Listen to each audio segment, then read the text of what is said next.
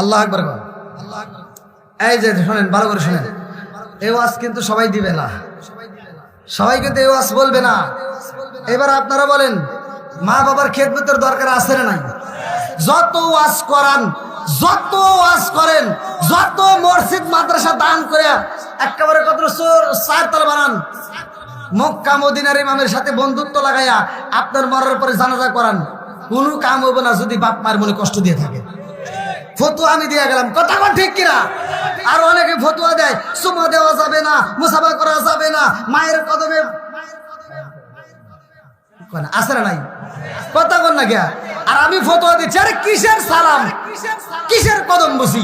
আমি ফতুয়া দিচ্ছি, তোর মায়ের কদমে তুই যদি জিব্বাটা লাগাইয়া চাটন দিতে পারোস, তোর মায়ের কদমে যদি ঠোঁটটা লাগাইয়া চুমা দিতে পারোস, আমি ফতুয়া দিয়ে গেলাম, সোনার মক্কা মদিনায় চুমা দিলে যেই সব, তোর মায়ের কদমে চুমা দিলে সেই সব পাবি।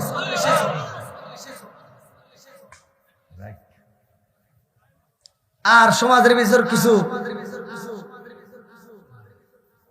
বদমাইশ মার্কা পোলাপান আছে, বাপ মা বাচ্চা থাকতে ভাত দেয় না, মরে গেলে সারা গ্রামের মানুষকে দাওয়াত দিয়ে খাওয়ায়। কথা কইবে না তো আমি জানি, এই এটা আপনারা বলবেন, হুজুররা কবে না।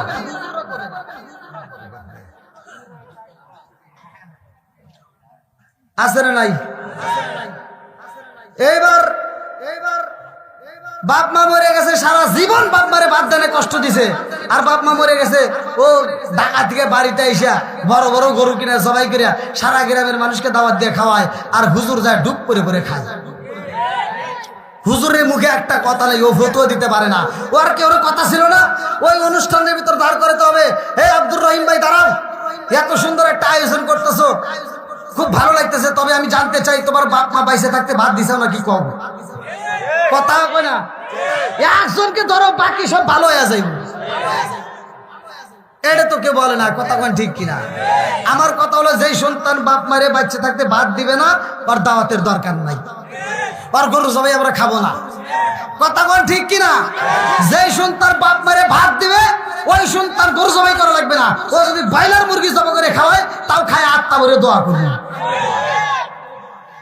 ও তুমি জিন্দা থাকতে এক মুঠো ভাত দাও নি মা বাবার মুখে, মরলে খাওয়াও পাড়ার লোক ডেকে, মন আমার মরলে খাওয়াও পাড়ার লোক ডেকে। ও তুমি জিন্দা থাকতে এক মুঠো ভাত দাও নি মা বাবার মুখে, মরলে খাওয়াও পাড়ার লোক ডেকে,